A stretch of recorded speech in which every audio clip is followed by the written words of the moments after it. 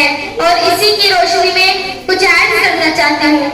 میری پیاری ماں اور بہنوں، اللہ تعالیٰ کا فرمان ہم مسلمانوں کے لیے ہے کہ اے مسلمانوں، تمہارے لیے زندگی گزارنے کا طریقہ رسول صلی اللہ علیہ وسلم کی سیرت ہے۔ تمہاری 20 گھنٹے کی زندگی میں تمہارا کھانا پینا، سونا جاگنا، اٹھنا بیٹھنا سب تجارت رسول صلی اللہ علیہ وسلم کے طریقے پر لے آؤ۔ اگر تمہاری زندگی گزارنے کا طریقہ رسول صلی اللہ علیہ وسلم کی زندگی کے مطابق رہا تو تم دونوں جہان میں کامیاب ہو جاؤ گے، اگر ان کے خلاف رہا تو تم دونوں جہان میں ناکام رہو گے، چاہے تم کو پوری دنیا کی بادشاہت ہی کیوں نہ مل جائے۔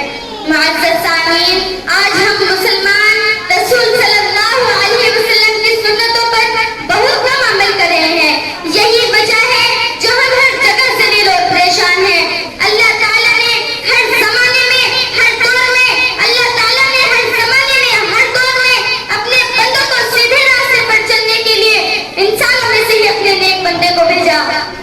انہوں نے ہمیں بتایا کہ اللہ کی مرضی کن باتوں میں ہے اور کن باتوں سے اللہ تعالیٰ ناراض ہوتے ہیں، اور جن لوگوں نے اپنے وقت کی نبی کی بات مان لی وہ دونوں جہان میں کامیاب ہوئے، اور جنہوں نے انکار کیا وہ ناکامیاب ہوئے۔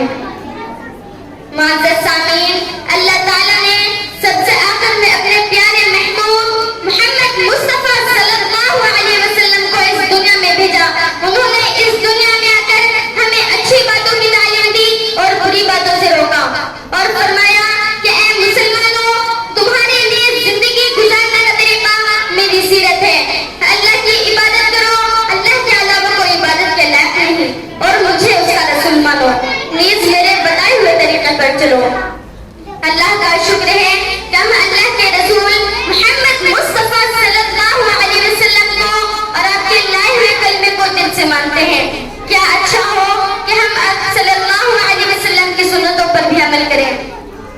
اللہ تعالیٰ ہم سب کو آپ صلی اللہ علیہ وسلم کا سچا پکا امتی بنائے اور آپ کی سنتوں کو زندہ کرنے والا بنائے۔ شکریہ، بس۔